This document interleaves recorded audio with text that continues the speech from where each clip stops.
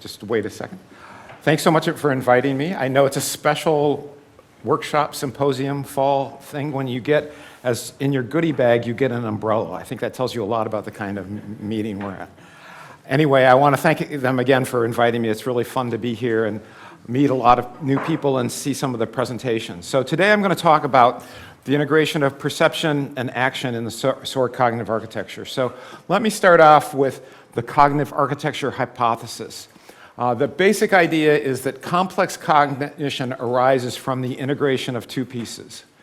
One of them is what we call the architecture. It's the fixed processes and modules that everything is built on. So this doesn't change over time. You don't learn to make a better architecture. You have the architecture to start with. And that is going to have memories, it's going to have some learning algorithms, it's going to have some decision procedures. It's what you think of as what the people code before you as a user of an architecture get to use it. And then on top of that is going to be the knowledge. And knowledge is, well, usually the architecture is task independent. It doesn't care what task it's being used on. Now, it could be specialized in some way to robotic tasks and body tasks or whatever, but in general, we think of that as being fixed. And then there's the knowledge that's on top of it. And some of the knowledge is going to be innate. A lot of times in systems that are built by hand, there's going to be, most of the knowledge is going to be innate, but also the knowledge can be learned from experience. And so there's combinations of both of those kinds of knowledge in the system. The two gods, or whatever, of cognitive architecture is first on your left, Alan Newell, who was my advisor. He was one of the founders of artificial intelligence, especially his work with Herb Simon. And he has a book called Unified Theories of Cognition, which is sort of the architectural principle that the way to get generality and many systems working together is with a common architecture. And John Anderson is interestingly, I would say, is more from a psychology standpoint, although Alan Newell definitely from a psychology standpoint too. And he is the developer of ACT-R. And there's a huge effort in ACT-R over the years, and I would say that in terms of coming up with theories of cognition that are based on human data, ACT-R is the gold standard there. So one of the things that I find extremely useful in thinking about AI and human cognition is that it often is the case that we confuse multiple levels. And I don't mean the same kind of levels that others have meant, but I meant levels in terms of time scale. And it just helps me to keep this really straight, because in the 80s, people were talking about using neural networks to solve the traveling salesman problem. And it's like, well, wait a minute. I think that's a mismatch of levels, at least for me it was. Or if I use deliberate AI planning systems to do low-level perception. I just think there's a mismatch there, and that there is difference of levels. And so we start off, if we were going to do biological, at the very lowest level in terms of the organelles, which are what then neurons consist of. And neurons are pretty slow. They're only about 1 millisecond cycle time. And from those, we can build up neural circuits. And then we get up to this level, the 100 millisecond level, and that's where we get the primitive, what I would call deliberative act, where we're able to bring together information from multiple neuron circuits into making a deliberative act of a human.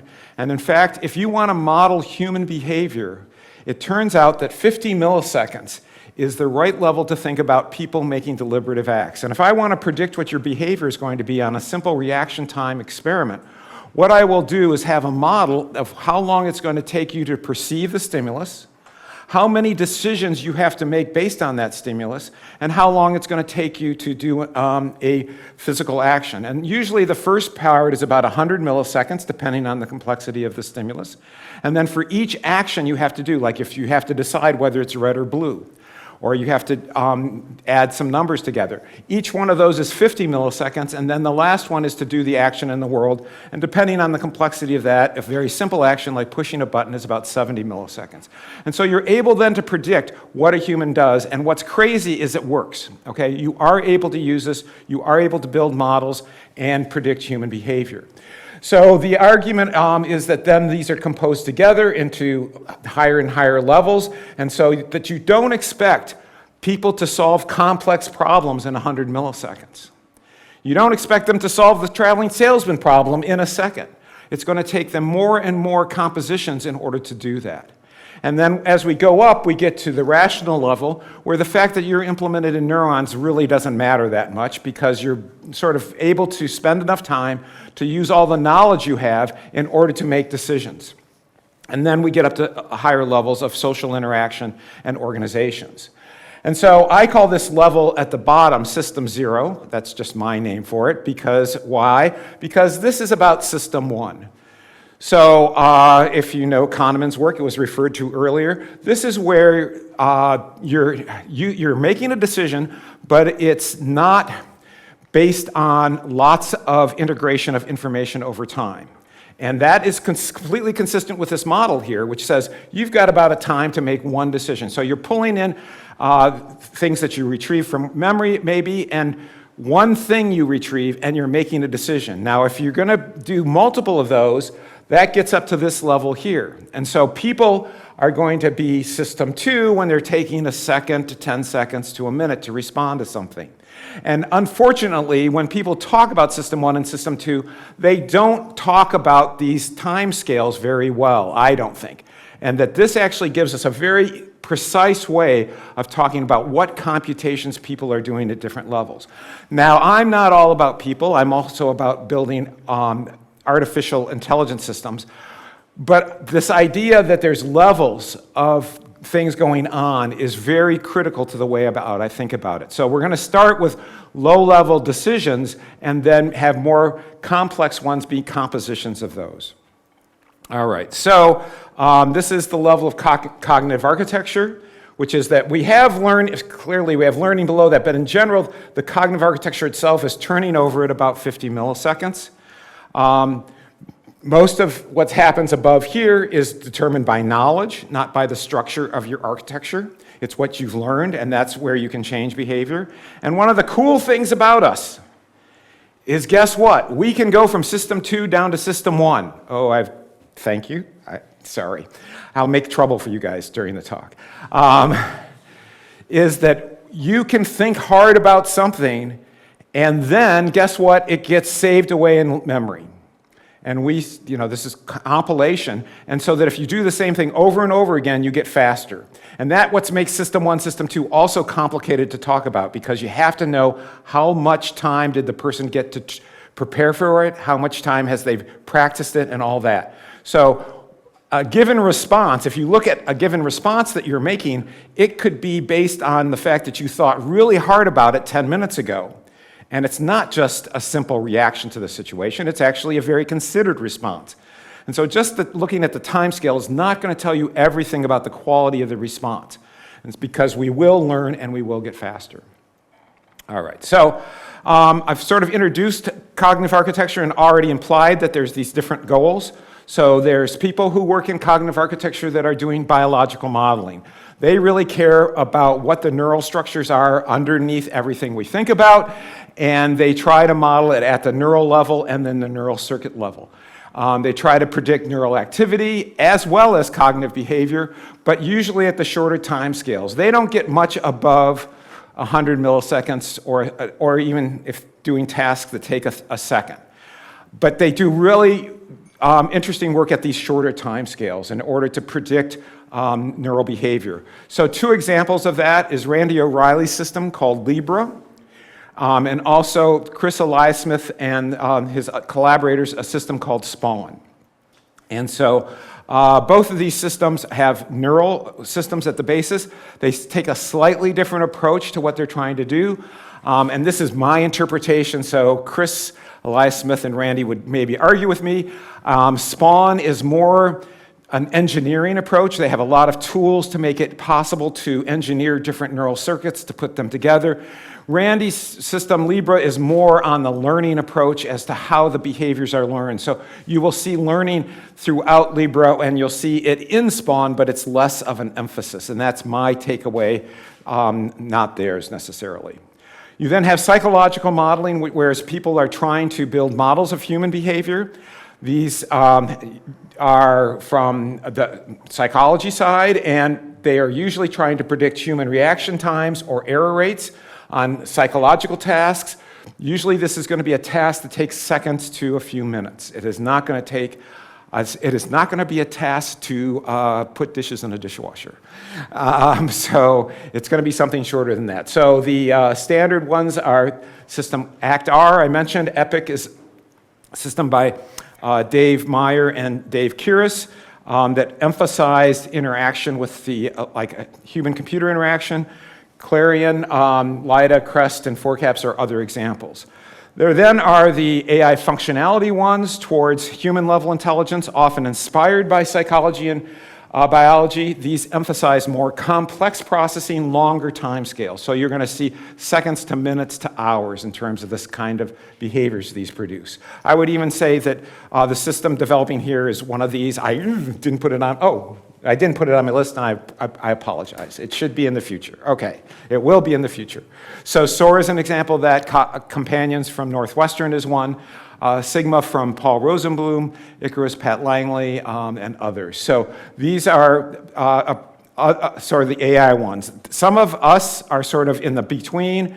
We have done psychological modeling in SOAR. For example, we have modeled people learning new tasks and tried to match human behavior on that. We've also modeled something called the remote associates test, which is a retrieval task.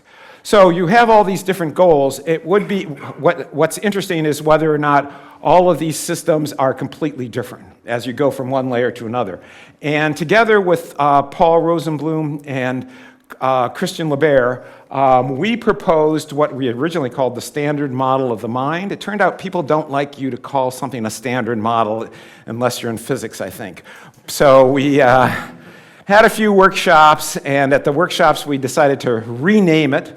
So it is now called the Common Model of Cognition, which just rolls off the tongue. And that's trying to be a unification of many cognitive architectures. In science, as a graduate student or even as you go along, usually the emphasis is on how is my system different than everybody else's? What is the distinguishing characteristics? What we tried to do here is say what's common among many different cognitive architectures, and that's why common model is actually a really good term for it. And what we found is that many cognitive architectures have this basic structure. You might say, well, that's kind of trivial, but that's fine. It is that there's a working memory that is fed by perception, then leads to action. There's interaction between perception and action. There's a procedural memory, which is usually implemented as rule-based system that is then determining how the system makes decisions. And then there are long-term declarative memory. This is the sort of a simplification. If I was going to do it today, I would split that into semantic and episodic memory, but whatever. One of the cool things that we did, well, I didn't do it per se, but Andrea Stocco and his students took this simple model and mapped it onto parts of the brain. So for example, procedural memory naturally maps onto the basal ganglia, and the action part maps onto motor cortex and so on. We have predictions about what the connectivity are between those different parts. What he did is take human data on the flow of information between the different parts of the brain while people are doing different tasks. And so you can see, is there a connection between this and this or whatever by looking at over time, where does activation in the brain spread? And it doesn't spread all over the place uniformly, nor does it spread in like a hub and spoke model. This is close to a hub and spoke model, but one of the clear things about this model is there is no connection between procedural memory and long-term declarative memory. So you can't use procedural memory to directly test things in long-term memory. You have to bring things into working memory before you can test them. So it made specific predictions, and what was surprising, I was shocked, and I think everyone was shocked, is this model was better at predicting the dynamics than any other model that they had available at the time. So it's not that it says it's right, but at least it's a starting point. And that's what we think about as the common model of cognition. When you come up with a cognitive architecture, possibly, You can now relate it to the common model, and you can say, here's how I differ. So as opposed to saying from nothing, here's how I am, or how I differ from these 5 architectures, you can say, here's what the common model is, and here's how I differ. So our hope is that it will enhance the ability of the field to make progress by having something to compare against. We also are looking at how to extend it. So we recently had a meeting on emotion, and how would emotion get integrated into the common model of cognition. We hope to do that with metacognition as well, and so on. So that is the idea, not to come up with, and this is not a computational model that anybody has code that works on, but it's an abstraction of existing cognitive architectures where there is code. All right, so out of all that, I've worked on the soar cognitive architecture. This is me a few years ago, together with Paul Rosenblum and Alan Newell. And we started working on soar in about 1981. It was essentially my thesis, and the joke is I am still working on my thesis. Some people think that's a bad idea, but if you make your goal high enough, then you can work on it for a long time. And it's been very rewarding for me. Back in 2013 or 2012, I wrote a book called The SOAR Cognitive Architecture that sort of lays out all of SOAR. This year, not only was this getting a little creaky, but it also is a book. You have to buy it. MIT Press wouldn't make the PDF available, all that kind of stuff. So I wrote another thing called The Introduction to the SOAR Cognitive Architecture, which is much shorter. It's like 26 pages, and it's available for free on Archive. And I decided I don't know if I'm ever going to try to publish it because it's just there. And then I can update it over time and not worry about it. SOAR is open source. It's available on GitHub. It's implemented in C and C++. There's another version implemented in Java that is a few years behind the current version.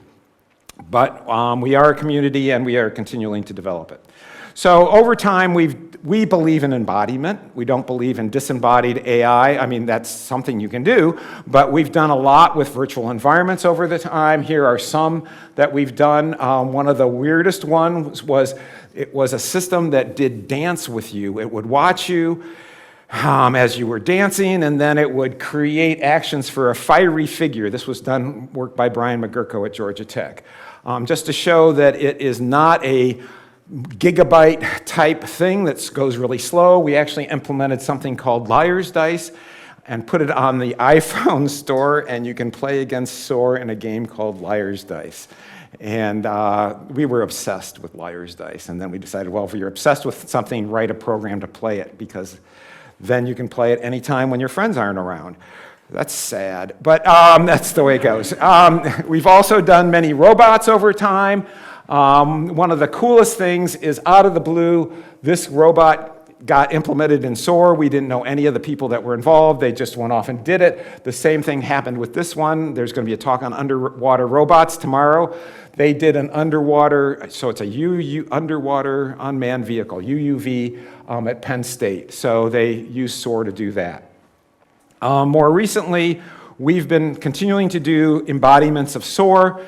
Here are some of the ones we've done most recently. So this is an arm simulator for this arm down there. You'll see that later today. This is a simulation of like a barracks, and you'll see that tomorrow.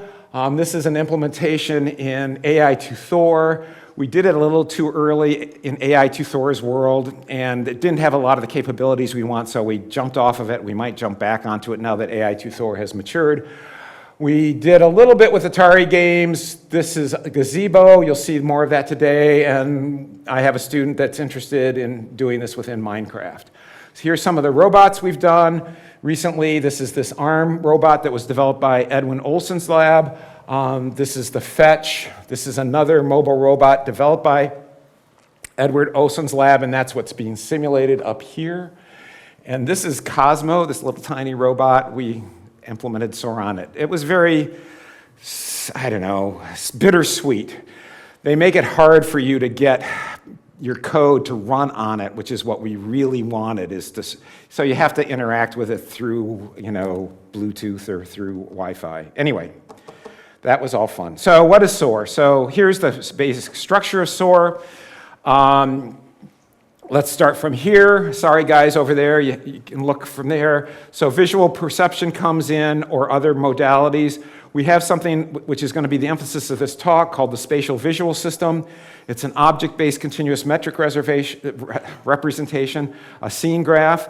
So it's where it has its representation of the 3D world. You saw this in Michael's talk. They have something similar to it. Ours is probably a lot less sophisticated, but that doesn't mean I'm not going to talk about it a lot. From there, we extract symbolic representations from that. So we're extracting relations. And that is what is in working memory, along with the system's goals, current progress, and everything else. So the working memory is a symbolic short-term database, and what the key thing is that's matched by long-term procedural knowledge. So long-term procedural knowledge consists of, you can think of it as rules that are continually testing themselves against this. So it's very reactive. So whenever things change, the rules are testing, and they'll fire and make decisions, which we'll talk about later. We also have hooked other computational tools up to this.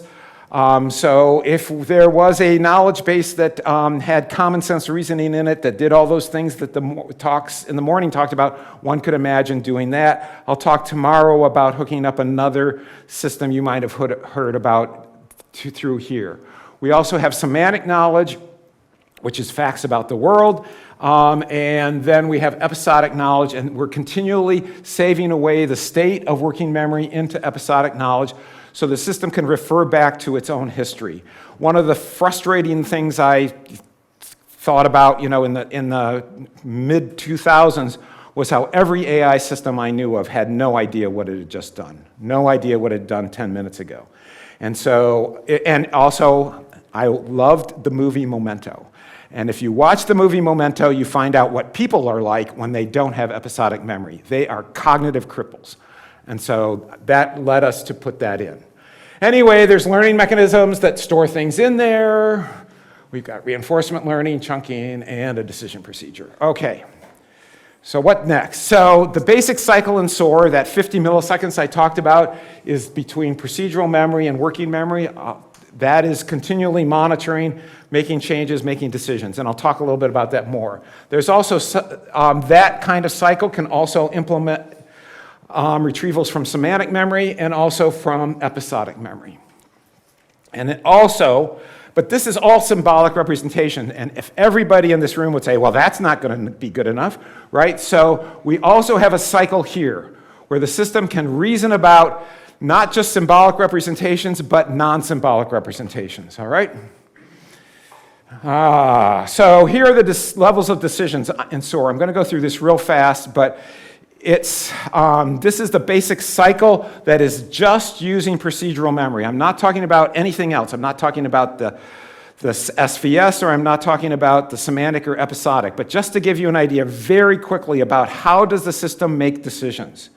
So we start out here, we get input from the sensors. That changes working memory. We then have rules that are firing in parallel, looking at that and saying, what should I do? So one of the things they can do is propose operators. So operators are our primitive deliberative act, not rules. Rules fire in parallel. There's no choice between rules. If a rule matches, it fires. But we can get operators proposed to do something like pick up the cup, throw the cup, I don't know, whatever. Those are the primitive actions, or actually abstract actions as well. And then we have rules that are looking at what's proposed, and they can then say this operator is better than an operator, or this operator has a utility of 0.75, this one has 0.6, and we use a decision procedure that takes into all those counts to select an operator.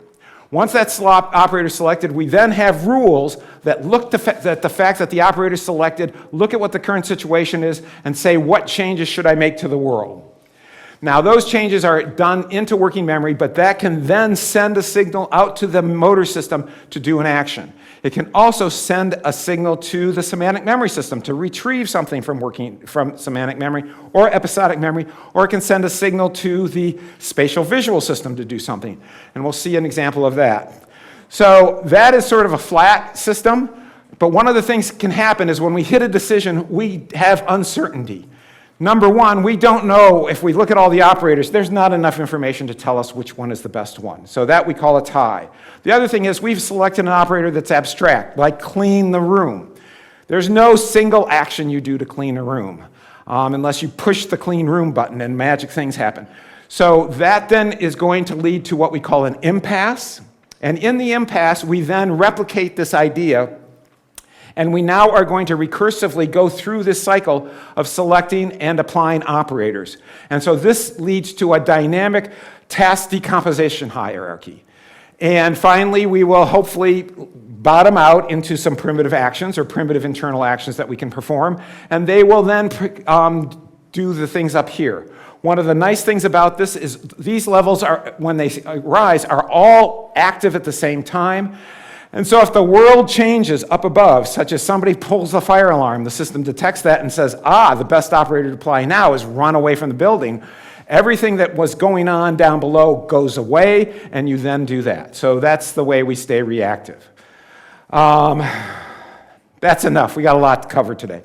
Okay, so I want to talk about learning really quickly, just because I think this is an important idea to think about learning. An architecture, any system is going to have primitive learning mechanisms. And so SOAR has 3 of them, or 3 or 4 of them.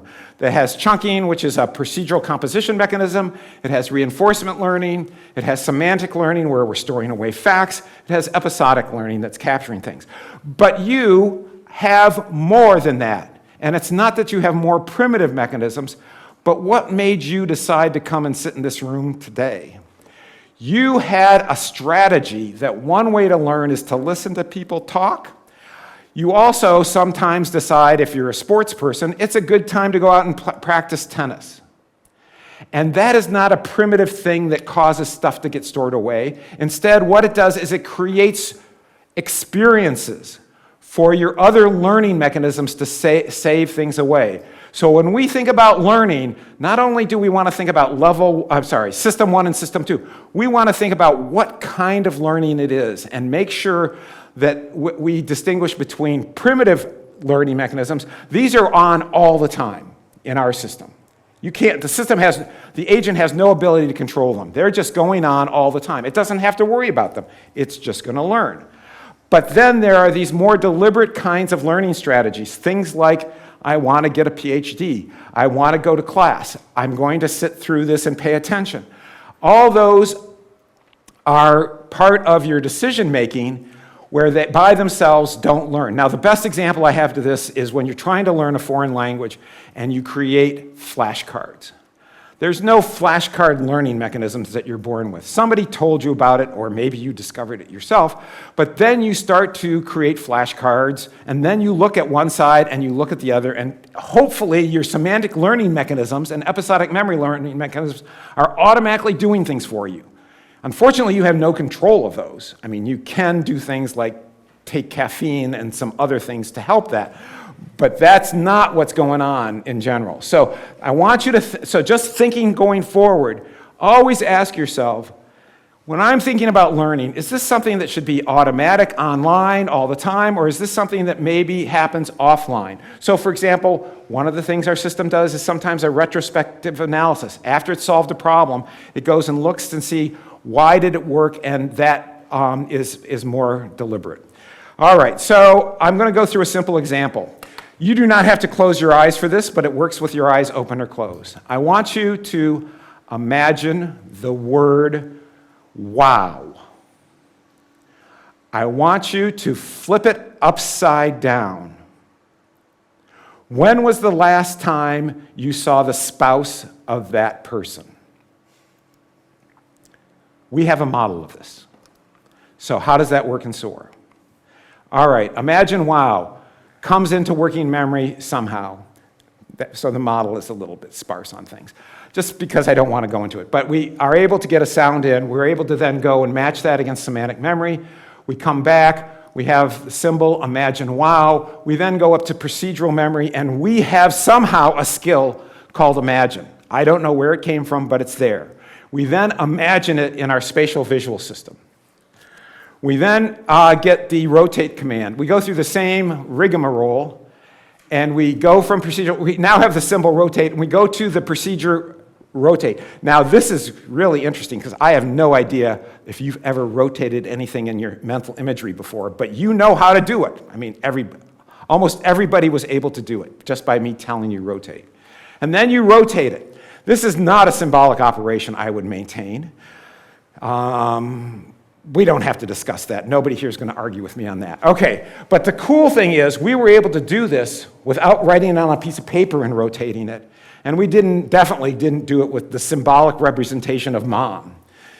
But what we're able to do now, which is really cool, is we're able to reparse this. We didn't have to go out to the world to reparse it. Our parsing system is able to take this mental imagery representation and create an internal symbol for mom.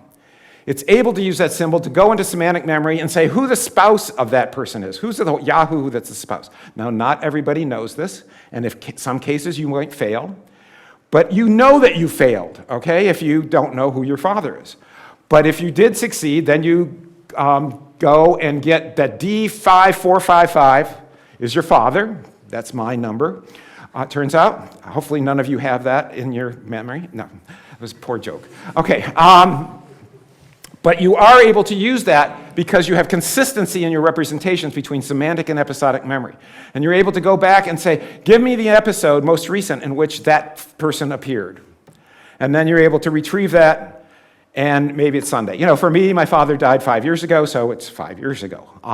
So whatever, and then you're able to say it. But the point here is not about the details of every retrieval, but that different types of information are stored in the different systems. And it seems that they're separable. It's not like they're sort of munged together in some way, but they are separable. They have different retrieval characteristics. They have different computational processing. All right, that's the big picture of how we do things in SOAR. So just to repeat that a little bit, in terms of the experiments I'm going to show you right now, is that we have low-level perceptual information coming in from our sensors in general.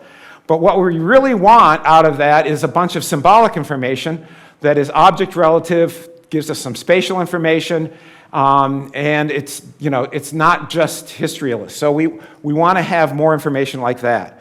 And so that is what we call the spatial visual system, which is where we did mom. Right, that was sort of a 2D kind of representation maybe, but this is going to be 3D.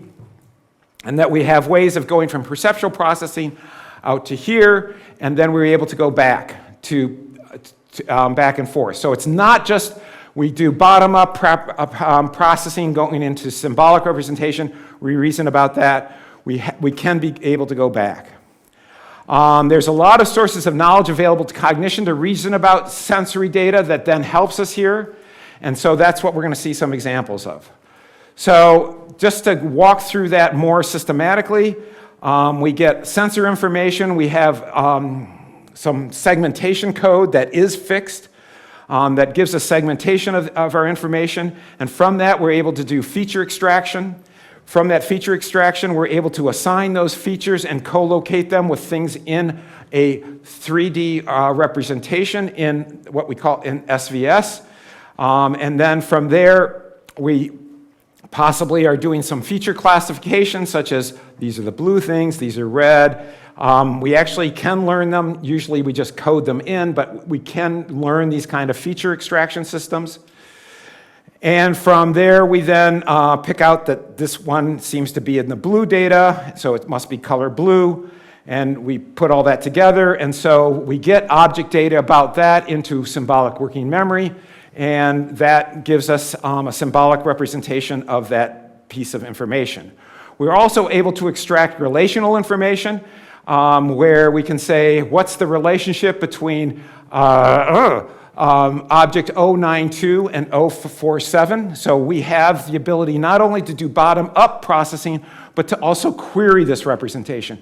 We don't want it to automatically produce everything, because if there's 10 items and we're doing left of and right of, suddenly we're getting hundreds and hundreds of relations out of the system. So we have it be a query-based system that we can query symbolic representations out of it. And I'm sorry about going fast, but I want to get to some of the examples. And I'm going to skip over this because it's, anyway. So let's go to, come on. So one of the things we can do is we can project. So the fact is we have that object there. We say we're about to move it over here. Here's what it's going to look like in SVS when we do bottom-up perception. And it moved like in the wrong place. Sorry about that. My animation's a little off. But that way, when an object then appears over here, we can try to match it up with this object and say they're the same thing. So then, yes. So this is work done by Aaron Miniger. What you're going to see is on the left is what the camera just has. All right, and then you're going to see on the right. And one of the things you're going to see on the right is this is just a naive segmentation, bottom up, of what's going on. And what you'll immediately see is after it moved the green block over there, it resegmented it because they're the same color and said that's one object. I hate to say it, but the origin of this research is the first time we had our robot arm start to pick up and move things, even if they were a different color, immediately things disappeared because the robot arm got on the way. And also it picked things up and it blocked the vision of it. So it became clear that we had to be able to reason, not just bottom up, but we had to be able to hypothesize where things would be and be able to do better than the bottom up. So that meant trying to use domain knowledge, meaning simple knowledge about the world, that objects have persistence. They don't just float in and float out. They do have, so they have shape persistence, that there can be interactions like occlusion, and that objects can move around. And so based on that, we realized that there are a bunch of things that we're going to get from our sensory bottom-up processing that we have to deal with. We have to deal with the fact that there's a new object, that there's an object that disappeared, an object has moved, an object seems to have shrunk or grown, and maybe changed some properties. And the causes of all those is because we've either added an object or removed an object. Somebody has suddenly placed an object into our visual scene or taken it away. There could be noise and tracking object errors. There could be over or under segmentation of certain objects because they overlap. There could be occlusion, and so on. So all of those things are the cause, and the action is for the system to try to maintain object location and identity under those changes and have a small, very tight theory of how the world can change because of the fact that it has a gripper that's picking it up.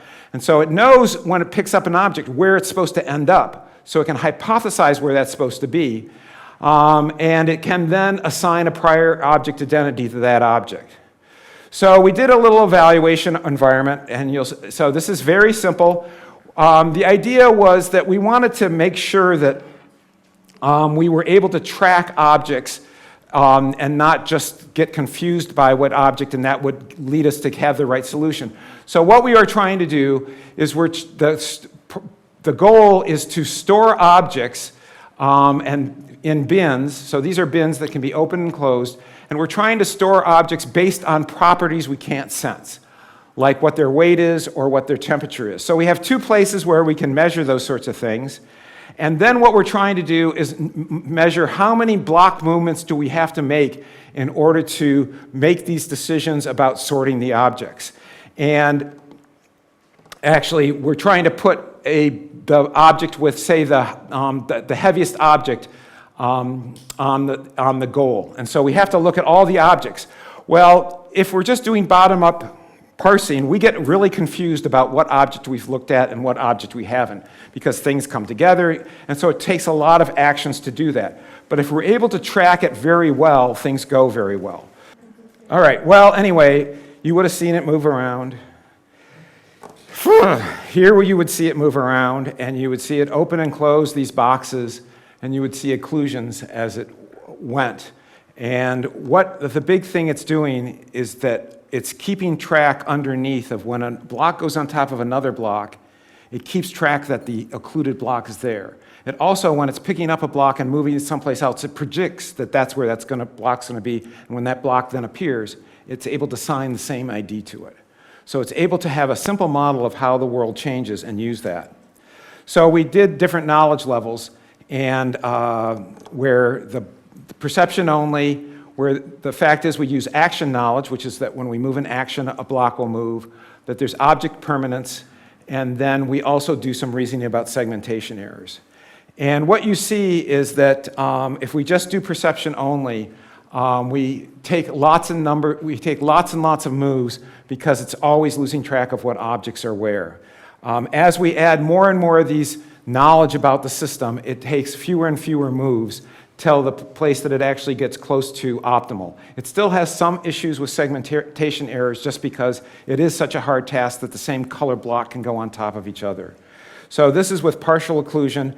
This is with total occlusion, and it still does well. And this is where there's only 2 different color blocks, and so you get a lot of segmentation errors from the bottom up. And it still does better than the other ones, but it doesn't reach optimal. So that was sort of one part of the talk. Well, I guess I got how much time? This is always interesting. Yeah, we started a little later, so we were 17 minutes. All right, great. So now I'm going to talk about work on motion planning. So it's completely different. So in motion planning, usually when you're doing motion planning, you know what your objective is. You're trying to either keep a distance from other objects, you're trying to come up with the fastest solution, or the fewest joint angle motions, or whatever.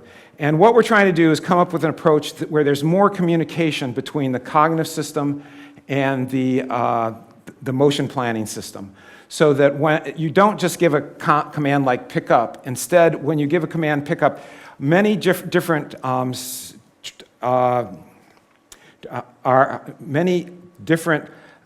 trajectories are created, and the system then can dynamically choose based on the current task which trajectory to pick based on its objective functions, so that we get more interaction between task reasoning and motion planning.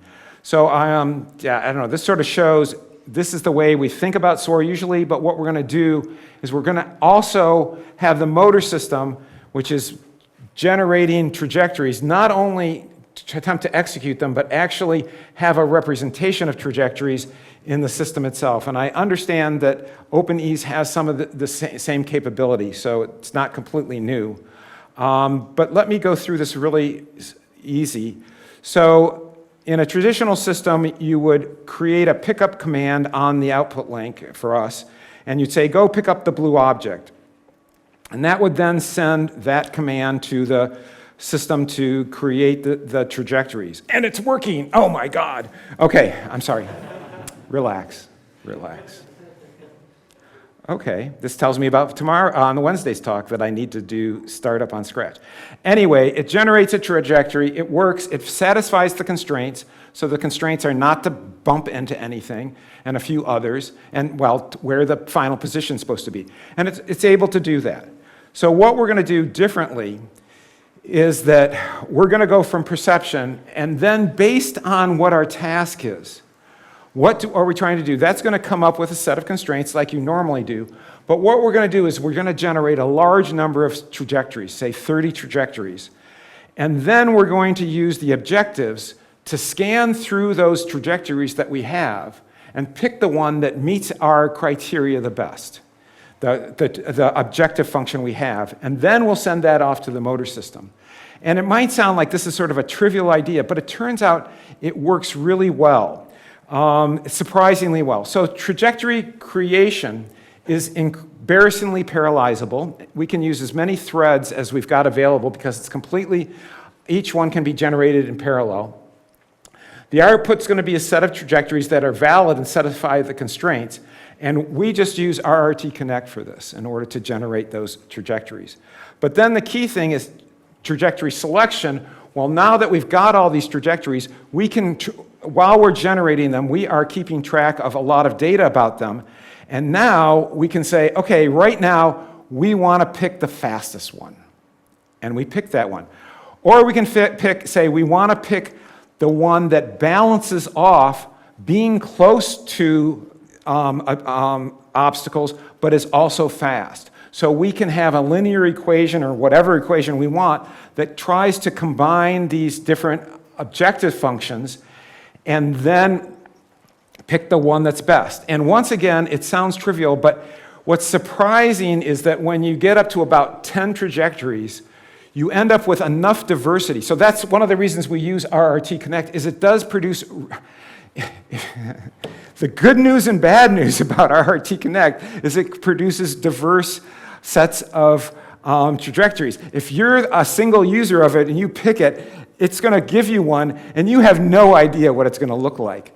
So if you pick up 30 of them, they're actually going to be all over the place. And what happens is you get a diverse set according to these objectives. And then you pick based on that. So here we go, where we find the trajectories, and then we send them off, and we ask for it to find those trajectories. And while it's running, we're actually going to get some trajectories back sooner or later. So if we have parallelism, we can sort of have a threshold and say, if one comes above our threshold, take it, and don't wait for the other 10 to be generated. So we can do all sorts of games like that, where the task reasoning gets to play a role in the trajectory generation. So just to show you some examples. I know what will work, he says desperately. If I do it now, I bet it will work. Right? So off it goes, and that was it thinking, and then here's the trajectory we get, okay? So that's where we're trying to do execution time. It minimized execution time. We then can do it where instead of execution time, we do end effector movement. And it then tries to minimize where the end effector goes. And we can do something else where we do clearance. So we minimize the clearance, maximize clearance. And we get something like this, where, of course, it's reaching way up high. So jeez, come on, John. Let's see if this works. This is sort of the grand finale, so it's supposed to all... So if it works, it's great. So what you end up seeing is that, this is the grand finale. What you see is that there's all very, very different trajectories. But the cool thing is that when we try to optimize for execution time, that's AET, we actually get the best execution time. When we try to optimize end effector motion, we actually get the best and the minimal effector motion. And when we try to do minimum clearance, meaning maximum clearance, we actually get that as well. So the same algorithm, we actually did the same generation of the same trajectories, but then there is enough diversity there so that we get significant different performance of the trajectory we pick by just being able to scan through them using these. Right here, it looks like all of our things are very slow, but it turns out that we're only doing 4 threads at once. And so the basic is that it takes about 3 seconds to generate one. These others are taking longer because they're doing batches of 4. And so if we ever were able to run on something that could do 30 threads at once, it should take the same amount of time no matter what it's doing. Anyway. So the takeaway is that it allows the agent to adjust the trajectory objectives based on what the task is and what the environment is. It allows the agent to monitor and intervene in trajectory creation, and it even can stop and change what objective it has along the way. And so the big takeaway is it makes the trajectory information available to the agent's general reasoning. All right, let me conclude and take questions. This is just sort of summarizing, what we looked at was first that there's a major cycle here in terms of procedural memory that's driving the system's behavior. That can end up with retrievals from semantic memory, episodic memory, internal reasoning, or interactions with the spatial visual system, or initiating actions in the outside world. The other way we think about SOAR is as an integration engine. We have integrated a certain number of modules here because those are ones that we seem to find in humans and that have been necessary for us to build AI systems, but we also see that there's a possibility to put other tools here as well. For example, if you wanted to build an AI system that was scheduling, that part of it, what it was doing is scheduling things for the Mars rover. The worst thing you could imagine doing is in your cognitive architecture writing a scheduler. There are schedulers out there that do that beautifully. Also, you could imagine you have a subproblem that you know you're going to solve that is constraint satisfaction. You don't want to implement, you can implement constraint satisfaction. I have implemented constraint satisfaction, but you don't in general want to do that. And so if you can turn it into a constraint problem, maybe you have something out here that you can, once you understand the problem, package it up as constraints, ship it out to your constraint satisfaction problem, and get back the answers and reason about it. So that's the other thing we think about is terms of this kind of approach provides general integration across it. But the key to the integration, of course, is having a shared working memory that allows us to drive the procedural memory. All right, I'll stop there and take questions.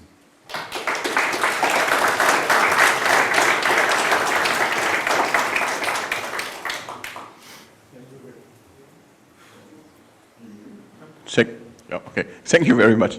So, any questions? Has to be the guy at the back of the room, right? Franklin was first, then 3, 2, 1, throw it. Woohoo! Thank you, John, also for the interesting presentations. Can you listen to me? I'm here, it's a little muffled, but go ahead. Okay, cool. So thank you for the presentations. And I have a couple of questions. Thank you. First, maybe clarifying something. So at the beginning, you said your perception system is like more sophisticated than the one of Michael, or the way around, or the Michael perception is like more sophisticated than yours? I said that I believe, yes. So what you saw this morning in his presentation, it was clear to me that the perceptual reasoning they are doing is more sophisticated than what I showed here today. Okay, cool. So that was the first I point. hopefully got the valence of that correct. Cool. And the second point, so you were talking about kinds of embodiment, so in robotics. Yes. So it is a cool thing, I believe too. And regarding perceptions, when I see your architecture, it is true that we also have like a loops. Yes. Also from a top-down loop, kind of top-down arrow, from actions to perceptions. So apart from that, what new insight do you have about our way to actually perceive the world, comparing to my view that, okay. Compared to what? David Ma. So, to Ma's view of perceptions. So David Ma of perceptions, that perception is basically the processing of these top-down processings of visual or sensory information and so on.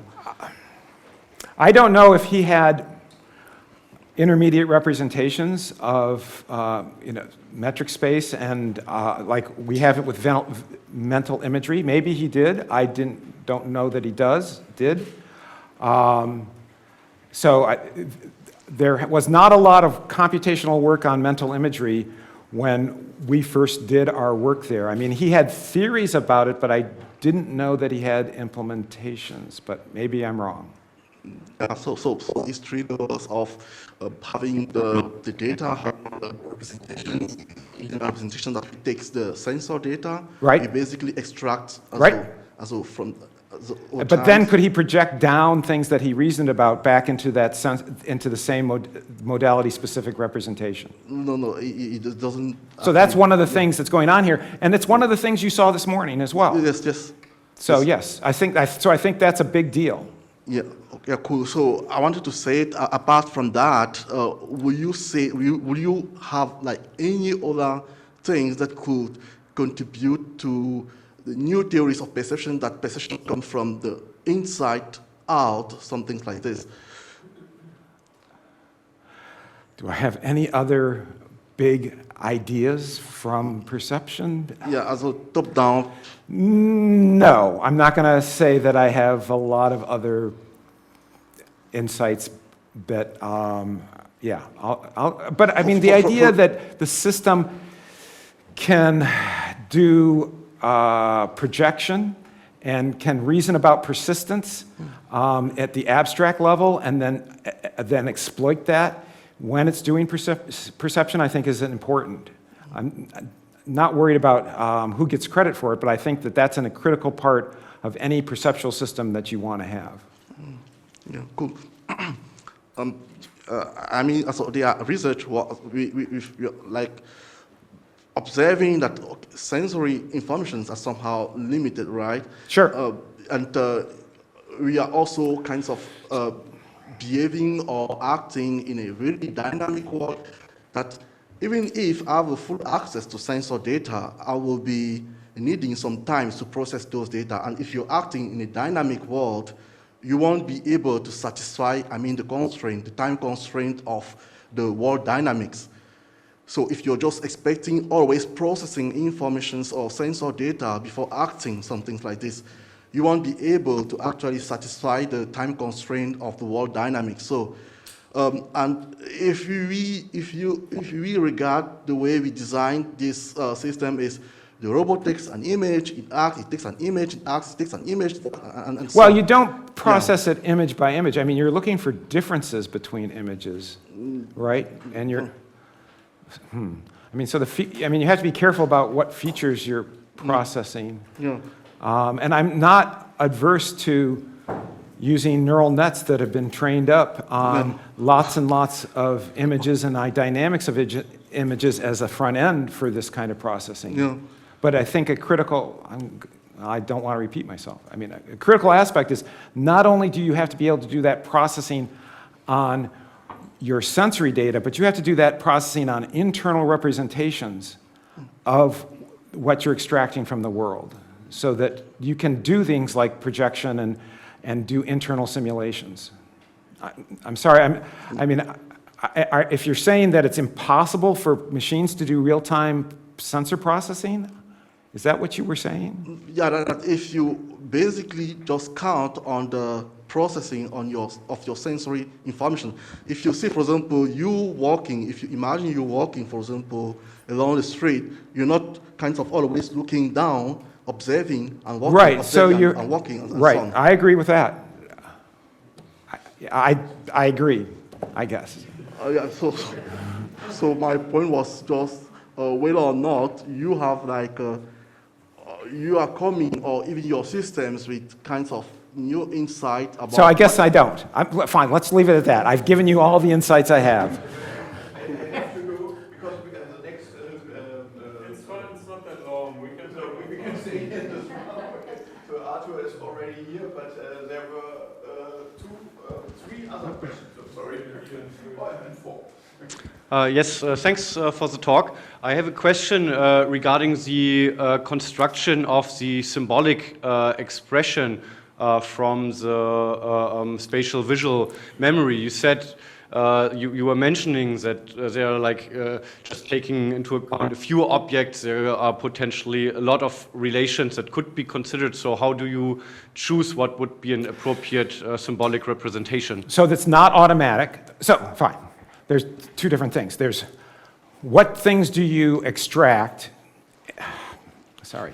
There's things like spatial relations, like left of, on top of, and things like that. So what we do is we pre-code in what we call filters. So there's a bunch of known things that we can extract from this sensory level into working memory. There's then an attention question as to which of all the possible relational representations that we can extract do we extract for this specific scene.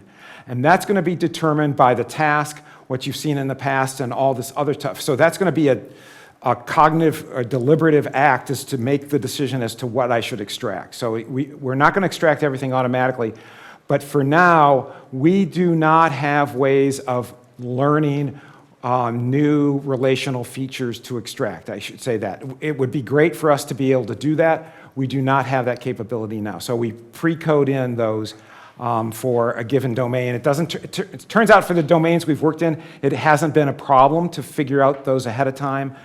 But one could imagine that something comes along and you want to have more. But one thing we can do is, now that we've extracted some relational symbolic features, we can derive and learn new symbolic features that build on those primitives. So there's a question about whether there's a fixed set of primitive relational features. And as I will say, we will use attention to decide, deliberative attention to decide which objects we should extract that from, and which relations we extract. And that's going to be task dependent. Okay, thanks a lot. Should I throw it? Thank you. Now, Patrick. I'm sorry, I'm going to walk around with it just because. Oops, too close. Looks good. Okay, thank you very much for the nice presentation. So my question concerns reactivity and your thoughts on that. And on the slides with the operators, when they have been applied, you mentioned that if there is a certain event coming in where you have to react to, that you then throw away your computations and then react to the new event. But I was wondering if you are then also reusing your previous computations, or are you actually throwing everything away and then you have to recompute everything back? Right, so the question has to do with how much are we throwing away? Are we able to maintain information about our history so that we don't have to recompute everything from scratch? Very specifically, when the fire alarm goes off and we decide to leave, what's going away is the selected operators that we have. So what we call that is the operator stack. Now, data that is in working memory that we computed about the situation is going to be still there. So that's not going away, and that has other issues about when you decide to remove that based on your task and your attention. But it's the activity or the task decomposition stack that goes away, not all the data that you've calculated. Now there are cases where so for example, if the fire alarm goes off, you say it's time to leave, and the system, we say, blows away its task hierarchy, and then suddenly the fire alarm goes off, it is no longer on, and you have to go back to your task. It will have to reconstruct the task hierarchy given the new situation, but that doesn't take very long. So although in humans that cycle is about 50 milliseconds, on my laptop it's about 0.5 milliseconds, okay? So we're running about 100 times faster than real time, and I don't know, there's more robotics people around here smarter than me, but my understanding from general in robotics, if you have a cycle time of responding to the environment of about 10 hertz, about 100 milliseconds, you're usually doing pretty well. And we're usually running many times faster instead. In fact, people who use soar sometimes complain that we use too much of the processor because we're running too fast, but that's their problem, okay? Okay, thank you. There was, I think, Vanessa. Your question is on again? Okay, so then... He's trying to raise his hand. Arthur and Benjamin and Abhijit. Okay, good. So. Thank you for the talk. Even though this is not the focus of the talk, can I still ask something about episodic learning and you episodes? Bet. Can I? Yeah. Cool. Okay, because I'm really into that. I want to bring a long-term memory into actual robot executions on real-world robots. So this is a long way. So we do that. Yo, you do that. Okay. I see that. That's in the graph. So yes, great. That. Go ahead. Okay. How do you do that? So on Wednesday, I'm going to give a talk on interactive task learning, where we teach tasks to the system through natural language. An example of a task we teach is fetch. Okay, you have to go fetch something. Well, and so you say, go get that thing, and you tell it where it is. Well, guess what? You got to remember where you came from. Yeah. Otherwise, you go off there and say, now what? So we use episodic memory for that. We also use episodic memory because sometimes when we've gotten instruction, after we've solved the problem, we want to reconstruct what we did in order to learn from it. And so what happens is that after it's solved a problem, it does a query to episodic memory and says, take me back to the situation where we started this task. So it has to save away somewhere in working memory a little bit of information about what the beginning of the task was, but it only like the beginning of this task. And then it uses that to queue episodic memory. Episodic memory comes in, and now it doesn't overwrite working memory. Okay, key thing, right? Because that would be. So it has another place where it can represent what it retrieves from episodic memory. And then in substates, I'm not going to go in it, what it does is it says, if I was in that situation, what did I do?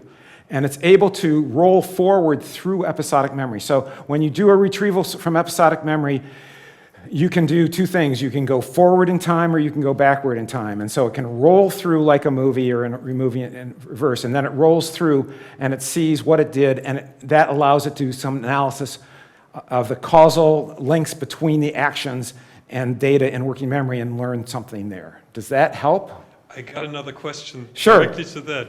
So can you potentially predict that the upcoming action that you currently want to do in your working memory with the current parameterization will probably lead into a failure later on?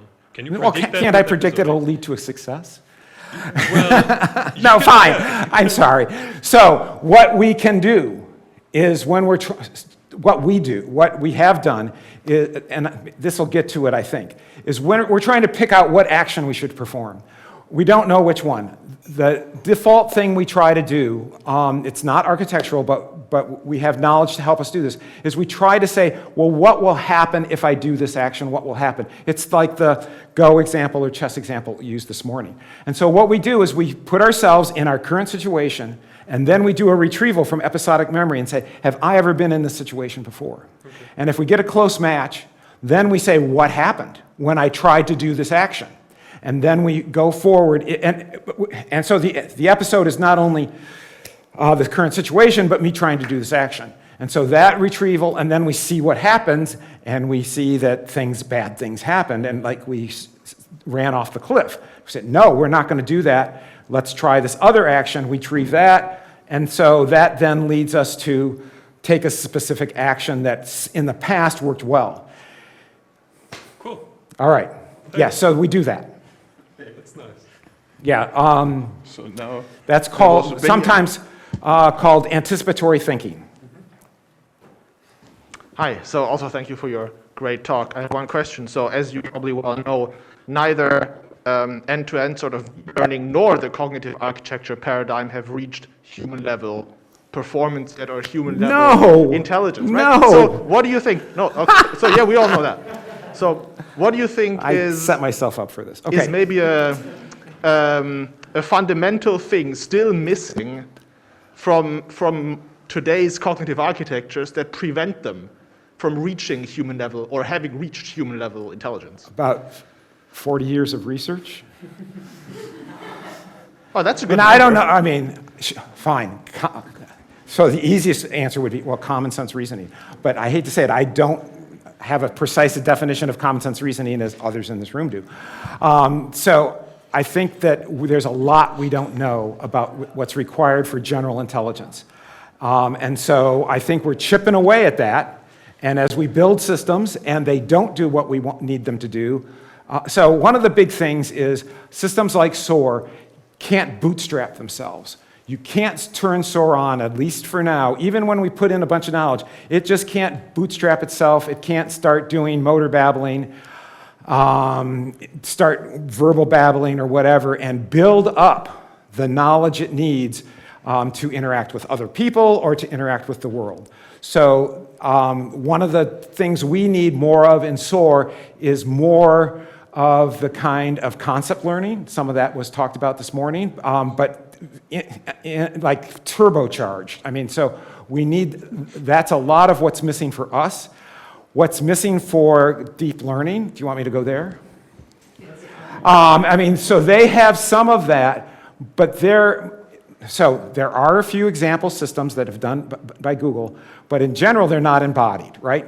So the things they're talking about are not connected to the world. And so there's a real question of how do you connect what you're trying to get from them. And even when they respond, they're talking about things in general, and you have to ground that to the current situation. So that's really hard. And the other thing is, they're just sort of this pattern recognition thing or continuation thing that'll say, here's the next thing. It's really hard to tie them into a task and get them to stay focused on the tasks, except that they can do one task, like write a story, and then they'll write a story for you. But to get them to do different parts of this task as that changes over time is really challenging right now. So, one could say, fine, well, the obvious thing to do is to connect a language model to a cognitive architecture, and you're all done. But to give a hint, we don't think that's the end of the story, okay? So I think they have different strengths. So I do think, within the context of this room, this is deniability. They are going to rediscover cognitive architectures. At some point, you're going to see language. I mean, there was the Turing neural machine, the Turing neural machine. That was like the simplest, stupidest cognitive architecture possible. They are going to discover that you want to have a language model, not a language model. Because what you want is you don't want to predict what the next word is. You want to predict what my next thought is. And how do you train that? The way you train that is you put it on the inside of a cognitive architecture. I don't know. But you want to be able to predict what my next thought is. And as you get older, I will claim, I'm not going to ask anybody else in this room because that won't make them claim that they are old. You find yourself saying things that you didn't know you were going to say. And things just start to roll out. And it's like you're predicting the next thing I would say. So I hate to say it, but I'm sort of a model of myself now. And so I feel like I have a language model, aspects of a language model in myself. So I don't dismiss them because I think there's something fundamental about being able to predict the next thing. But I don't want to predict the next word. I want to predict the next thought or action or whatever. And how to train that is going to be challenging. So with that, we're going to stop, right? I think so. Or one more question. One more. There were two. Okay, great. I have all the time in the world. Okay, good. Yeah, I'm but not going the anywhere. next. Okay, the next session will be postponed. Something. Okay. I think we should kind of take it off. Yeah. Okay. All right, I am going to be around for the next 2 days. Yeah. And John- so if you really have a great question, sneak it into my next talk. Yes. Okay. All right? Great. Thanks a lot. Thanks a lot.